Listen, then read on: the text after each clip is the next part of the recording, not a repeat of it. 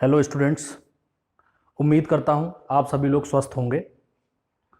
आज हम एक बहुत इम्पोर्टेंट टॉपिक को पढ़ने जा रहे हैं जिससे हर कंपटीशन में लगभग 1 से 2 सवाल अवश्य पूछे जाते हैं। जैसा कि आपको बोर्ड पे दिख रहा है, हम लोग क्रांति 1857 के बारे में पढ़ रहे हैं। अब जब भी कोई क्रांति होती है तो वो एक साथ घटित नहीं होती है, उसके पीछे बहुत सारे कारण होते हैं, बहुत सारे रीजंस होते हैं। तो आज हम 1857 की क्रांति के पीछे क्या क्या रीजन थे उनके बारे में एक एक करके विस्तार पूर्वक पढ़ेंगे। सबसे पहला कारण हम लोग देखेंगे राजनीतिक कारण। तो राजनीतिक कारण को यदि हम जानना चाहेंगे तो उस समय जो कुछ वायसराय, कुछ गवर्नर जनरल ऐसे थे जिन्होंने ऐसे नियम बना दिए थे जो भारतीयों को बहुत ज़्यादा परेशान कर रहे थे। जैसे एक भारत का गवर्नर जनरल था लॉर्ड डलहौजी, उसने कुछ ऐसे नियम बनाए थे जैसे यदि कोई राजा है, राजा के कोई संतान नहीं है तो वो किसी भी पुत्र को गोद नहीं ले सकता। कहने का मतलब साफ है कि अंग्रेजों को अपना राज्य बढ़ाना था। यदि कोई राजा ऐसा जिसके पास कोई संतान नहीं है तो जबरदस्ती उसके राज्य को अपने अंग्रेजी राज्य में मिलाना। जैसे आपने झांसी का नाम सुना होगा। झांसी की रानी के कोई पुत्र नहीं था और उन्होंने एक दत्तक पुत्र, मतलब कोई पुत्र गोद ले लिया था, लेकिन अंग्रेजों ने उसको मानने से इनकार कर दिया और जबरदस्ती उसके राज्य को हड़पने लगे। इसी तरह से कानपुर के एक शासक थे, कानपुर के एक राजा थे, बाजीराव द्वितीय उनका नाम था। उन्होंने एक दत्तक पुत्र नाना साहब को गोद लिया था, लेकिन अंग्रेजों ने उनको मानने से मना कर दिया और जबरदस्ती उनके राज्य को हड़पने लगे और किसी भी तरीके की कोई पेंशन उनको नहीं दी। इस तरह से बहुत सारे राजनीतिक कारण ऐसे थे जो भारतीयों के मन में अंग्रेजों के प्रति संशय उत्पन्न कर रहे थे और उसी के परिणाम स्वरूप एक बहुत बड़ी क्रांति होती है जिसको आप 1857 की क्रांति कहते हैं। दूसरे कारण की अगर हम बात करेंगे, आर्थिक कारण। अंग्रेजों ने टैक्स को इकट्ठा करने के लिए बहुत सारे नियम ऐसे बनाए थे जो भारतीयों से बड़ी मात्रा में धन को इकट्ठा कर रहे थे। जैसे उन्होंने कर को संग्रह करने के लिए बहुत सारी प्रथाएं बनाई जिसको आप कई नामों से जानते हैं, जैसे महालवाड़ी प्रथा, रैयतवाड़ी प्रथा और स्थायी बंदोबस्त। इन्होंने कुछ ऐसा सिस्टम बना रखा था जिससे ये लोग क्या करते थे, भारतीयों का सारा धन अपने कोष में जमा करा लेते थे। और एक सबसे बड़ी और महत्वपूर्ण बात यह है कि ये भारतीयों से जो धन इकट्ठा किया गया है वो भारत पर खर्च ना करके विदेशों पर खर्च करते थे। इस तरह से भारत का कमाया हुआ सारा धन विदेशों में खर्च हो रहा था। यही कारण था कि हमारे देश में बहुत बड़े बड़े अकाल पड़ने लगे और यहाँ पर बेरोजगारों की मात्रा बहुत ज़्यादा बढ़ गई और भी कई आर्थिक समस्याएं थी जिससे हमारा देश या जिससे हमारे भारतीय सामना करने लगे। इसी तरह से हम लोग सामाजिक और धार्मिक कारण के बारे में पढ़ेंगे। सामाजिक और धार्मिक कारण में अंग्रेजों के द्वारा 1857 के प्रारंभ में बहुत सारे ईसाइयों को हमारे भारत में भेजा गया और इन ईसाइयों का काम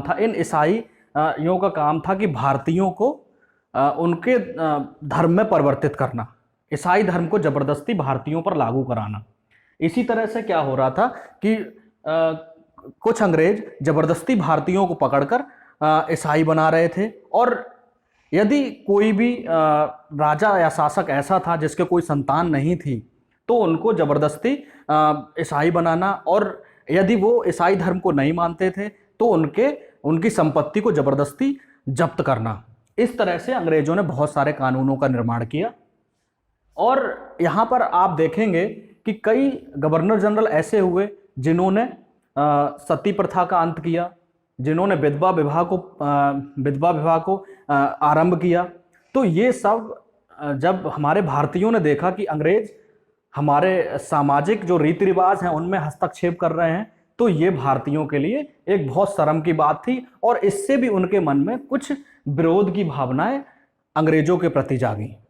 इसी तरह से हम अगर यदि बात करें कि 1857 की क्रांति का तत्कालीन कारण क्या था तो हम जानेंगे कि उस समय का सबसे महत्वपूर्ण और तत्कालीन कारण था चर्बी लगे हुए कारतूस। उस समय अंग्रेजों के द्वारा कुछ नई राइफलें खरीदी गई और उनके जो कारतूस थे उनमें गाय और सुअर के मांस की चर्बी लगी हुई होती थी। जब भी कोई भारतीय उनको यूज करता था तो वो चर्बी युक्त कारतूस अपने दांतों से खींचने पड़ते थे, जो भारतीयों के धर्म के विरुद्ध थे। यदि कोई हिंदू व्यक्ति गाय की चर्बी लगे हुए कारतूस को खींचेगा तो जाहिर सी बात है कि उसकी धार्मिक भावना को बहुत ज़्यादा ठेस पहुंचेगी। इसी तरह से अगर कोई मुस्लिम सैनिक कोई सुअर की चर्बी लगा हुआ कारतूस खींचेगा तो उसकी धार्मिक भावनाओं को बहुत ठेस पहुंचेगी। तो ये सब बहुत इंपॉर्टेंट रीजंस थे उस समय क्रांति 1857 को पूरे उत्तर भारत में फैलाने के लिए। अब हम लोग क्या करते हैं, इसके विस्तार के बारे में चर्चा करेंगे और वो कौन से प्रमुख स्थान थे जहां ये क्रांति पूरी तरह से फैल गई।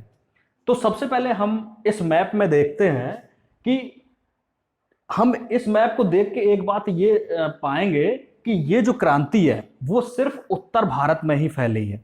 दक्षिण भारत, पूर्वी भारत, पश्चिमी भारत, उत्तर भारत, यहां कहीं पर भी किसी तरह से कोई क्रांति नहीं हो रही है और किसी भी भारतीय ने इस क्रांति में सहयोग नहीं किया। अब हम बात करेंगे दिल्ली की। कुछ इंपॉर्टेंट पॉइंट्स हैं जो हर जगह हमसे आजकल पूछे जा रहे हैं, हर कंपटीशन में पूछे जा रहे हैं। मैं एक एक करके उनके बारे में आपको बताता हूं। यदि आप चाहें तो नोट्स बना लें या मैं एक एक करके कुछ यहां लिख देता हूं, आप लोग उनको राइट डाउन कर लीजिए। देखिए, सबसे पहले हम लोग बात करेंगे, एक चार्ट बना लीजिए आप लोग। पहले स्थान लिखिए और यहां पर लिखिए नेतृत्वकर्ता। नेतृत्वकर्ता, हम लोग सबसे पहले स्थान के बारे में पढ़ेंगे और उसके बाद देखेंगे कि इस पार्टिकुलर प्लेस से कौन नेतृत्व कर रहा है, लीडरशिप कौन कर रहा है। सबसे पहले हम लोग चलते हैं दिल्ली पर। दिल्ली में जो नेतृत्व करने वाले थे वो थे बहादुर शाह,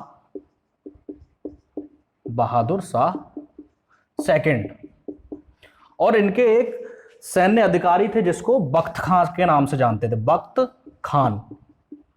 बहुत इंपॉर्टेंट है, कई बार कंपटीशन में पूछा गया है, इसको राइट डाउन करते चलिए या स्क्रीनशॉट ले सकते हैं आप लोग। नंबर दूसरा प्लेस अगर हम पढ़ेंगे तो बरेली पढ़ेंगे। बरेली का बहुत ज्यादा पूछा जाता है पेपर में, किसी भी पेपर में आप देखोगे बरेली का बहुत ज्यादा पूछा जाता है। तो बरेली में जो नेतृत्व करता थे वो थे खान बहादुर खान, खान बहादुर खान।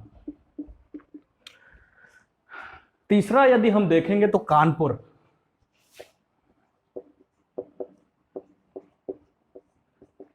कानपुर, कानपुर से जो नेतृत्व करने वाले थे वो थे नाना साहब और तात्या टोपे, तात्या टोपे।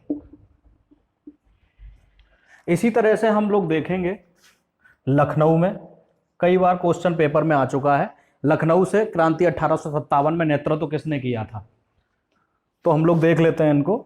ये लखनऊ, और यहां से जो नेतृत्व करने वाली थी वो थी बेगम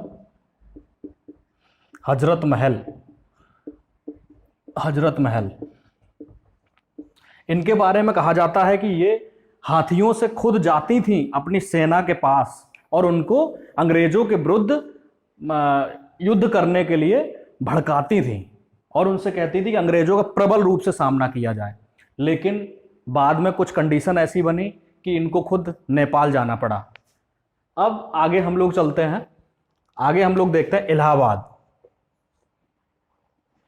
इलाहाबाद जिसको आप लोग आज प्रयागराज के नाम से जानते हैं, तो इलाहाबाद के बारे में हम लोग देखते हैं। इलाहाबाद से जो नेतृत्व करता थे वो थे लियाकत अली।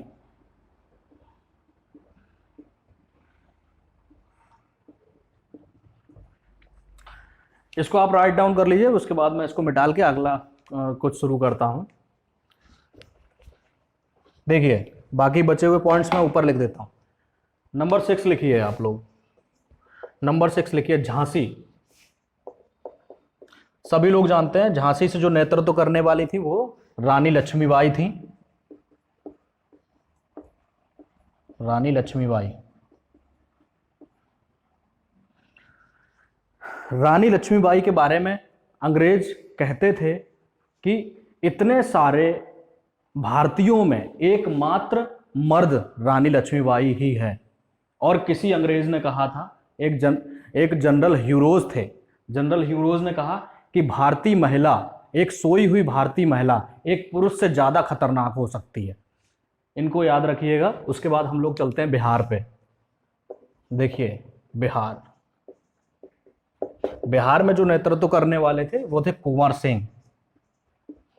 सिंह। और यहाँ एक और नाम मिलता है जिसको आप लोग अमर सिंह के नाम से जानते हैं। ये पेपरों में कई बार पूछा जा चुका है, इसको अच्छी तरीके से राइट डाउन कर लीजिए सभी लोग। ये सारा एक बैकग्राउंड है जिसको आप लोग याद रखोगे। यहाँ से निश्चित रूप से साल दर साल क्वेश्चन पूछे गए। आप प्रीवियस पेपर को उठा के देख सकते हैं कहां से कैसे सवाल पूछे जाते हैं। अब देखिए, इसको हटाते हैं हम लोग। अब एक बहुत इंपॉर्टेंट चीज जो हमें पढ़नी है, इस क्रांति का प्रभाव क्या हुआ था। सबसे पहले हम देखेंगे इस क्रांति के प्रभाव में जो अंग्रेजों के द्वारा भारतीयों का शोषण किया जा रहा था वो थोड़ी मात्रा में कम हो गया। यहां पर इस क्रांति के बाद एक नया चार्टर एक्ट आया था जिसको हम कहते हैं 1858 का चार्टर एक्ट। 1858 के चार्टर एक्ट के द्वारा भारतीयों को बहुत सारी सहूलियत दी गई।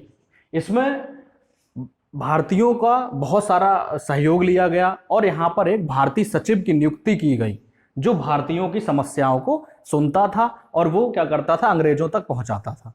इसी तरह से ये इंपॉर्टेंट टॉपिक आपका पूरा हो रहा है। और बाकी कुछ यदि छूटा है तो आप लोग मुझे कमेंट बॉक्स में कमेंट करिए, मैं उसका जवाब दूंगा।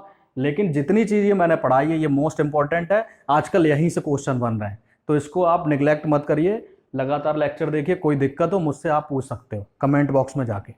बाकी एक नए टॉपिक के साथ हम लोग नेक्स्ट टाइम अगले दिन मिलते हैं।